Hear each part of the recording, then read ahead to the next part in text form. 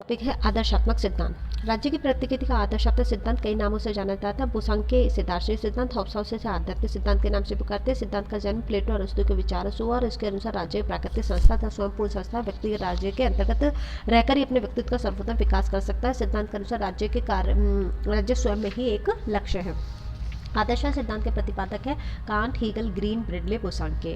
आदर्शवादी सिद्धांत के अध्ययन को हम दो भागों में बांट सकते हैं। ग्रीन आदि विचारकों द्वारा प्रतिपादित मध्यम मार्गीय आदर्शवाद और हीगल आदि दार्शनिकों द्वारा प्रतिपादित उग्र आदर्शवाद, मध्यम मार्गीय आदर्शवाद। इसका प्रतिपादन कांट और प्रमुख रूप से हीगल, ग्रीन के द्वारा किया गया। ग्रीन एक ब्रिटिश दार्शनिक था, ब्रिटेन के उदारवाद से प्रभावित है। इसके साथ ही ग्रीन हीगल द्वारा प्रतिपादित आदर्शवाद से भी प्रभावित है, इसलिए इसकी विचारधारा में उग्र आदर्शवाद और ब्रिटेन के उदारवाद के बीच का समन्वय देखने को मिलता है।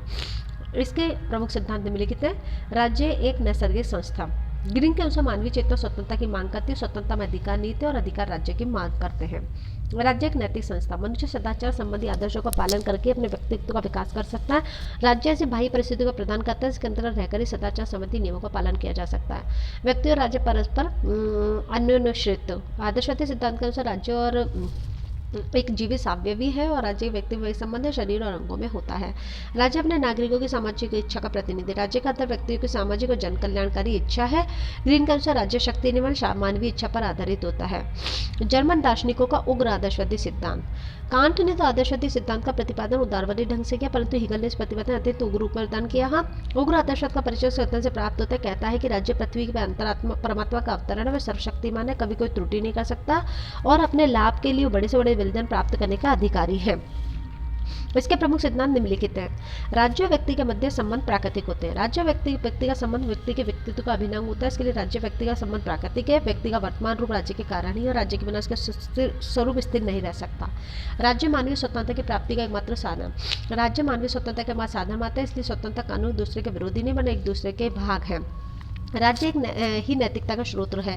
हीगल के अनुसार राज्य अपने कार्यों में नैतिक नियमों से मर्यादित नहीं होता, वरना तो स्वयं सामाजिक नीति का स्रोत है। हीगल के अनुसार उचित अनुचित का विचार राज्य ही कर सकता है।